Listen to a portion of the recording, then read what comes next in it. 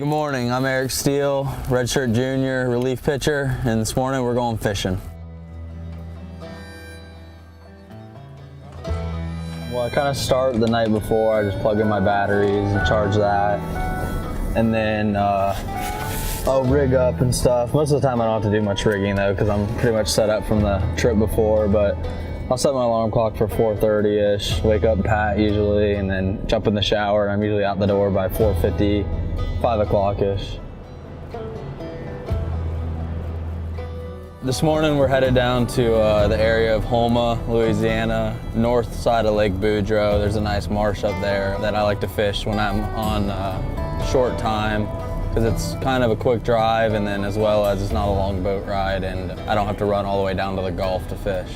Growing up in Florida and always fishing, you hear about Louisiana and their red fishing, how magnificent it is. I do a lot of reading on reports and stuff, and I look up a lot of captains and areas they fish. I mean, being a reliever, I usually come in with runners on. So say the base is loaded with 1 or 2 outs, the adrenaline gets going pretty good there, and with a couple thousand fans in the stands, it gets going. And this is more of I've been waiting all week for this, get some stress off my back from classes, so it's more of a relaxed adrenaline, I would say.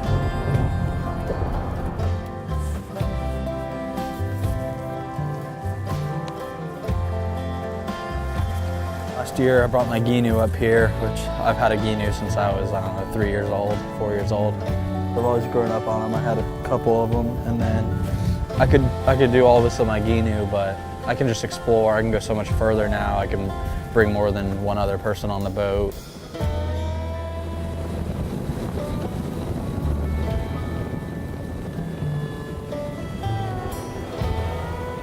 I started fishing when I was, 1, could hardly walk, and I'd sit out there, and my dad would take me every day after preschool, because we live right by the Space Center. So I went to he works at the Space Center, I went to the preschool at the Space Center. So he'd pick me up and he'd have the boat hooked up all the time, our Ginu at the time. We'd go anchor up on a flat, and he'd just give me a spoon, tie a spoon on my rod and say, throw it as far as you can, just reel. And I'd just start catching trout, and that's kind of what got me into it. And then, I don't know, every now and then I'd catch a big redfish. You can see the little V, and you throw it right in front of the V, because that's where their head is, and he crushed it. He's a little guy, but he's feisty. Usually once you start seeing fish, you'll start seeing more and more, because you'll see the fish like to travel together to an extent. They get in schools, or they'll just kind of travel through marsh to marsh. So sometimes first thing in the morning is kind of it's like a numbers game. You got to search. Different types of fishing require different types of skills, obviously. Anyone can go out and just sit there with a shrimp in the water and get lucky and catch a fish.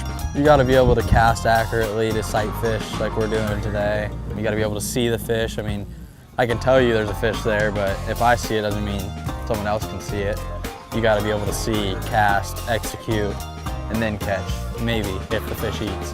It definitely takes some skill.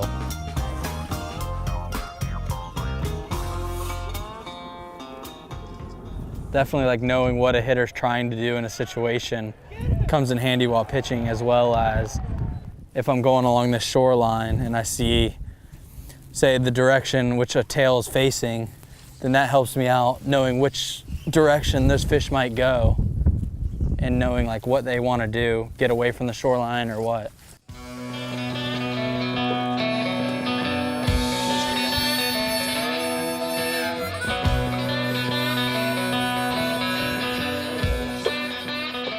These fish today, it's real sunny, so they're just lit up, like this whole school coming right here.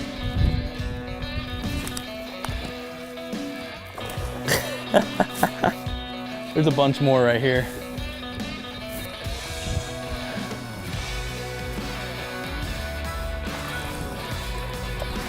That's a nice one. He's got a bunch of spots on him too. He's got more than just 2 spots. So today we've been just in the real shallow waters of the marsh, looking for these redfish who are they're just kind of laid up and lit up. As you can see, they're real colorful fins right here.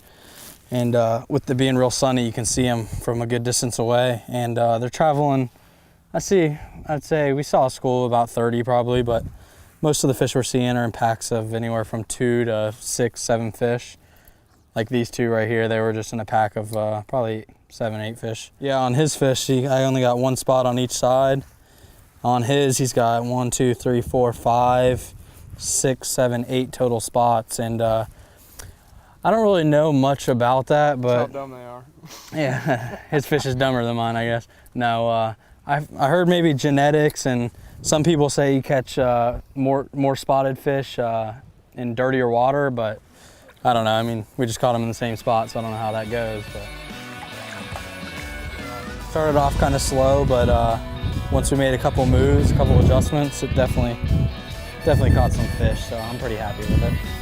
Not quite double digits, but we're pretty close.